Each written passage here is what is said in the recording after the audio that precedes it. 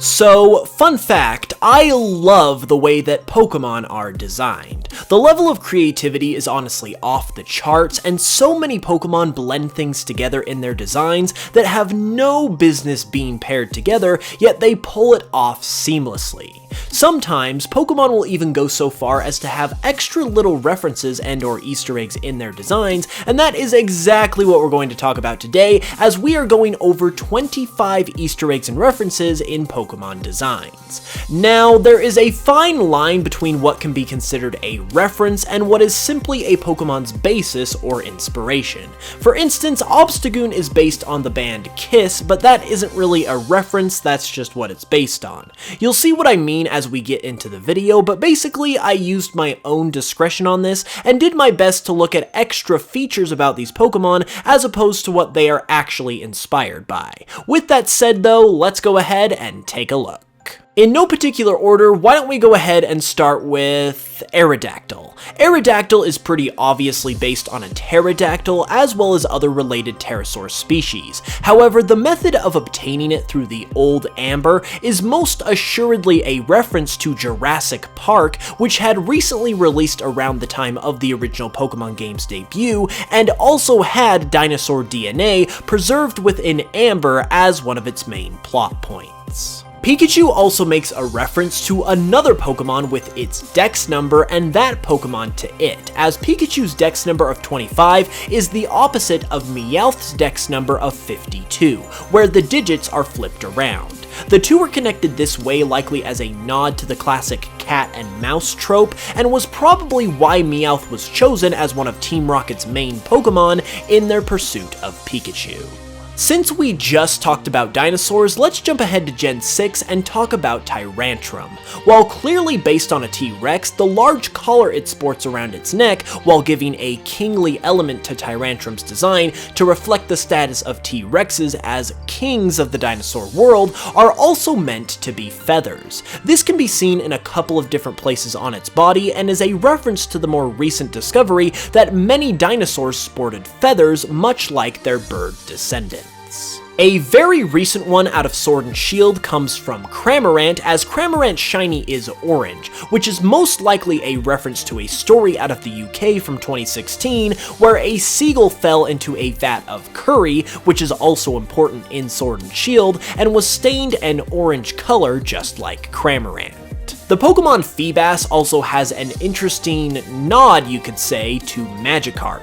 While both lines are sort of seen as counterparts to each other as payoff Pokemon quote-unquote, Feebas's extreme rarity, where in several games it can only be found on a specific number of tiles within the routes it appears on, is likely and additionally a play on Magikarp's extreme commonness being found in nearly every body of water in the Pokemon world.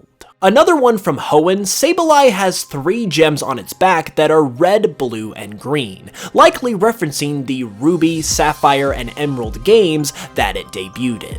Hydreigon and its family actually reference their beta designs in their final ones, as the tread marks that appear on their chests, as revealed by Ken Sugimori in an interview, are a reference to an earlier design of these Pokemon where they took the form of tanks.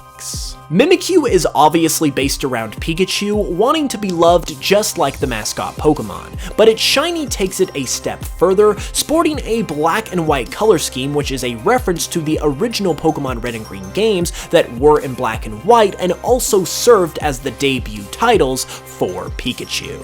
Also out of Alola, Alolan Marowak being a ghost type is most likely a reference to the plot of the Gen 1 games, where the ghost of a dead Marowak killed by Team Rocket appeared at the top of Pokemon Tower in one of the more iconic moments in Pokemon history.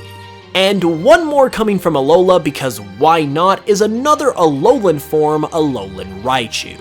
While using its tail as a surfboard is based on the Surfing Pikachu minigame from Pokemon Yellow, its psychic type and piercing blue eyes are inspired by and a reference to the Surfing Pikachu Puka from the Pokemon anime, who also had similar blue eyes and psychic powers.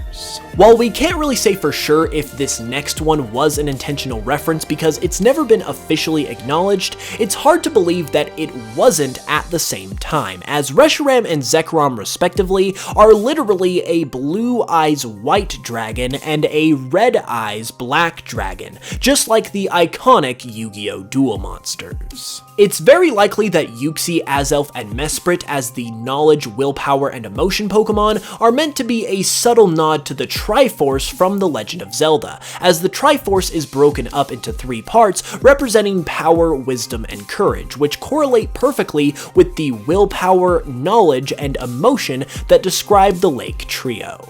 Empoleon is one of my favorite Pokemon ever for this reason, but in addition to being based partially on Napoleon Bonaparte, Empoleon's height and weight are even similar to what Napoleon's measurements are believed to be, at 5'7" and 186 pounds or 84.5 kilograms compared to 5'5" and around 90 kilograms for Napoleon. A development leftover turned reference actually occurs with Umbreon, where one of its dex entries talks about its poisonous sweat. While odd originally, it was recently learned that this was a remnant from when Umbreon was going to be a poison type originally. So while unintentional, a reference to the earlier days of Gold and Silver's development still lies within Umbreon's design.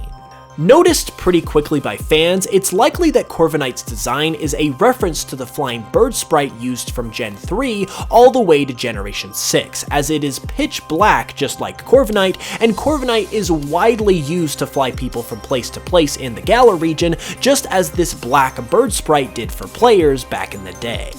LGM and Behem have some nice references in their dex entries as well, as one of LGM's dex entries makes a reference to the Roswell, New Mexico incident that involved UFOs, and Behem's sword dex entry talks about Dubwool disappearing whenever Behem visits a farm, referencing the classic trope of aliens abducting farm animals. Speaking of Pokemon Sword and Shield, Thievul has a pretty punny possible reference in its design, since its face, particularly its mustache, bears some similarity to the Guy Fawkes mask, which if indeed the case is fitting for a fox Pokemon. Trapinch makes a clever reference with its base stats, believe it or not, as its base attack is actually higher than its evolution Vibrava's and is even the same as Flygon's. This is a reference to the behavior of the antlion, the animal that Trapinch is based on, as antlion larvae are known to be more aggressive than their older forms.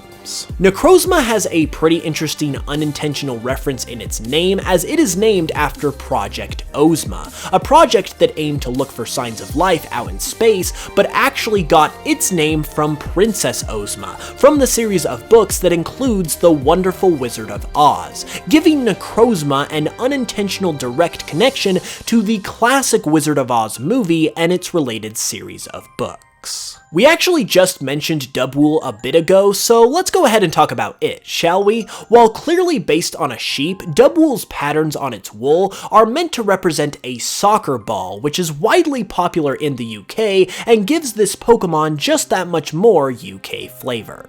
Alolan Executor, depending on which way you look at it, is either a reference to Executor's dex entries, stating that Executor originally came from the tropics and grows in bright sunlight, or its dex entries are now a reference to Executor, likely originally coming from Alola as Alolan Executor. Either way, it's awesome to tie a newer design like this into older material to make the Pokemon world just that much more cohesive. Funnily enough, Kangaskhan's name is a reference to Genghis Khan, the famously violent warlord and emperor. This connection is likely made due to the way Genghis Khan fiercely protects its child. And since we're talking about what's in a name, Hitmonlee and Hitmonchan's various names make references to various famous martial artists, including Bruce Lee, Jackie Chan, and from their Japanese names, Tadashi Sawamura, a famous kickboxer, and Hiroki Ebihara, a famous Japanese boxer. Hitmonchan's French name, Taignon, even refers to Mike Tyson as well. Lore-wise, Type Null is meant to be a botched recreation of Arceus, although the games never really come out and directly say this, more so just alluding to it. Its ability, however, RKS system, is a pretty clear reference to this intention. And finally, our last one for the video has to do with our good boy Boltund. I previously highlighted this one in my Facts About Every Galar Pokemon video, and while it's only speculative, it is pretty interesting. The idea itself comes from Helix Chamber on Twitter, but Boltund's Japanese name, Parusuwan, might just be a reference to two of Game Freak's earliest titles, as not only is it very similar in spelling to Pulseman, but the literal only difference between these two is the M in this case being switched to a W, which could also be a reference to Mario and Wario, another game that Game Freak developed for Nintendo. Well, there you go everybody. I really hope you all enjoyed the video, and if you did, be sure to leave a like and let me know your thoughts in the comments below. Also, make sure to subscribe if you haven't yet for more Pokemon content all the time, and you can support the channel further if you would like by checking out my Pokemon remixes on Spotify and by watching my Pokemon Cardinal project, which I am going to have a brand new mini trailer for going live this Saturday, so make sure you tune in and hit the notification bell for that, because it's going to be awesome. With that being said though, I will see you guys then. I love you all very much, and I will smell you guys later.